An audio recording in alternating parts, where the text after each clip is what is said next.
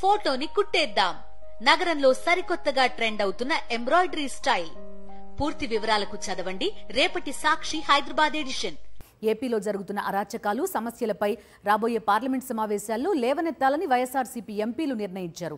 ఈ రోజు జరిగిన పార్లమెంటరీ పార్టీ సమావేశంలో పార్టీ అధినేత వైఎస్ జగన్ ఎంపీలకు దిశానిర్దేశం చేశారు. పోలవరం, స్టీల్ ప్లాంట్, వక్ఫ్ బిల్లులపై తాము చేయాల్సిన పోరాటంపై తమ నాయకుడు సూచనలిచ్చారని ఎంపీలు చెప్పారు.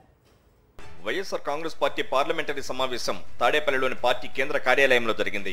సమావేశానికి హాజరైన రాజ్యసభ, లోక్సభ ఎంపీలకు పార్టీ అధినేత మాజీ సీఎం వైఎస్ జగన్ దిశానిర్దేశం చేశారు. రాబోయే పార్లమెంట్ సమావేశాల్లో చర్చించాల్సిన అంశాలపై ఎంపీలకు ఆయన పలు సూచనలు, ఆదేశాలు ఇచ్చారు. విశాఖ ఉక్కు కర్మాగారం కాపాడుకునేందుకు పార్లమెంటు లోపల బయట ఆందోళనలు చేయాలని ఆ పార్టీ అధినేత ఆదేశించినట్లు వైఎస్ఆర్సీపీ ఎంపీ పిల్లి సుభాష్ చంద్రబోస్ చెప్పారు. ప్రైవేటీకరణ చేయకుండా అడ్డుకోవడానికి ఎన్ని విధాలుగైనా పోరాడతామని, ఢిల్లీలో ధర్నాకు కూడా వెనకడుగు వేసే ప్రసక్తే లేదని ఆయన స్పష్టం చేశారు. ఈ విశాఖ స్టీల్ ప్లాంట్ ప్రైవేటీకరణ చేస్తారనేది మనకు వినిపిస్తుంది. వినిపించినటువంటి ఓపెన్గానే చెబుతూ ఉన్నారు. కానీ కొన్ని రాజకీయ పార్టీలు అయితే ఆపుతున్నామని, ఇప్పుడు వేళ ప్రభుత్వమే చెప్తుంది, రాష్ట్ర ప్రభుత్వమే ఆపుతున్నామని. ఎవరిని నమ్మాలి మేము?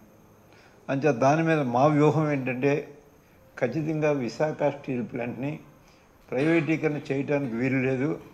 దాన్ని ఏదో విధంగా మీరు ఫండ్స్ పుల్అప్ చేసి ప్రభుత్వం ఖచ్చితంగా దాన్ని నడపాలి అనే దాని మీద పెద్ద ఎత్తున మేము ఆందోళన చేయాలనేది, దీని గురించి కూడా అవసరమైతే ఢిల్లీలో ధర్నా కూడా చేయడానికి మేము వెనకట్టలేదు.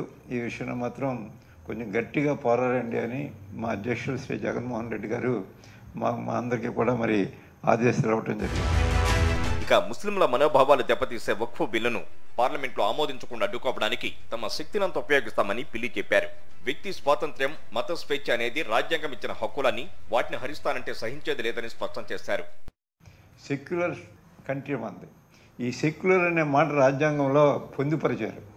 దానికి అర్థం లేకుండా చేస్తే మరి ఖచ్చితంగా దాని మీద తీవ్రమైనటువంటి వ్యతిరేకత వ్యక్తం చేయండి. ఆ బిల్లు కానీ పార్లమెంట్లో ప్రవేశపెడితే ముస్లింల యొక్క హక్కులకు భంగం కలిగించే ఏ నిర్ణయం తీసుకున్నా మేము సపోర్ట్ చేసే ప్రశ్నే లేదు.